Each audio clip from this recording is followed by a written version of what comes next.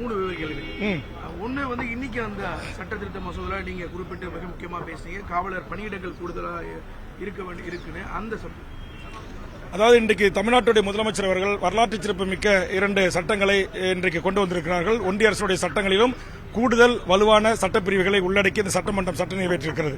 அந்த சட்டம் தமிழ்நாட்டில் தொடர்ந்து பெண்களை பாலியல் ரீதியாக துன்புறுத்தப்படும், பெண்கள் என்றாலே ஒரு போகப் பொருளாக, ஒரு பாலியலுக்கு பயன்படுத்தக்கூடிய ஒரு பொருளாக பார்க்கின்ற இந்த பார்வையிலிருந்து இந்த ஆண் சமூகம் மாற வேண்டும் என்கிற அடிப்படையிலும் அவர்கள் திருத்தப்பட வேண்டும் என்பதற்காக கடுமையான சட்டங்களை இன்றைக்கு தமிழக சட்டப்பேரவை நிறைவேற்றியிருக்கிறது. அந்த வகையில் இந்த தொடர்ச்சியாக திரும்ப திரும்ப பாலியல் குற்றங்களில் ஈடுபடுகின்ற காம கொடூரர்களுக்கு தூக்கு தண்டனை வரையிலும், தொடர்ச்சியாக அதுபோன்ற செயல்களில் ஈடுபடுகின்ற நடவடிக்கையாளர்களுக்கு ஆயுள் முழுவதும் சாகின்ற வரையில் சிறையும், 10 ஆண்டுகள் 14 ஆண்டு ஆயுள் சிறையும் என்கிற சட்ட திருத்தம் நான் வரவேற்கிறேன். இந்த சட்ட திருத்தத்தை நிறைவேற்ற வேண்டும் என்றுதான் நான் தொடர்ந்து இதற்காக குரல் கொடுத்தேன். இதற்காக நான் தொடர்ந்து சட்டப்பேரவையில் குரல் கொடுத்தேன், பத்திரிகையாளர்களோடாக குரல் கொடுத்தேன், பல்வேறு தொலைக்காட்சியில் இந்த கருத்தை ஆணித்தரமாக வச்சேன். முதலமைச்சரை சந்தித்து மனு அளித்திருக்கிறேன், டிஜிபி அவர்களை சந்தித்து இந்த சட்ட கூட்டத்தொடரிலே சட்டம் இயற்ற வேண்டும் என்றேன். ஆக இந்த கோரிக்கை இன்றைக்கு மாண்புமிகு முதலமைச்சர் அவர்கள் நிறைவேற்றி தந்திருக்கிறார். அதற்காக என்னுடைய நெஞ்சார்ந்த நன்றி. ஆனால் இதை நடைமுறைப்படுத்த வேண்டிய காவலர்கள் பணியிடத்தை நிரப்ப வேண்டும்.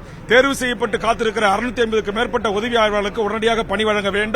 ஏற்கனவே இதே காலத்தில் தேர்வு செய்யப்பட்ட நம்முடைய நடுவர் நீதி என்று சொல்லக்கூடிய மேஜிஸ்ட்ரேட்டுக்கு பயிற்சி அளிக்கப்பட்டுக் கொண்டிருக்கிறது.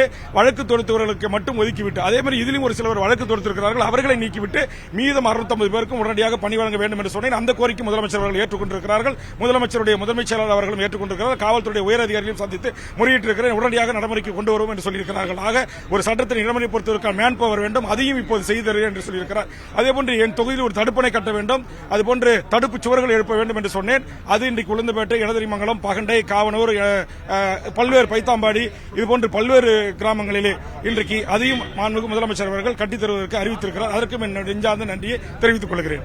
இன்னொரு முக்கியமான கேள்வி, உங்களுடைய நீண்ட காலமான ஒரு நெருங்கிய நண்பர், விடுதலை சிறுத்தைகள் கட்சியுடைய தலைவர், அதே போல அவங்களுடைய கட்சிக்கு இந்த மாநில அங்கீகாரம் கிடைச்சது, வாழ்த்துக்கள், நன்றி.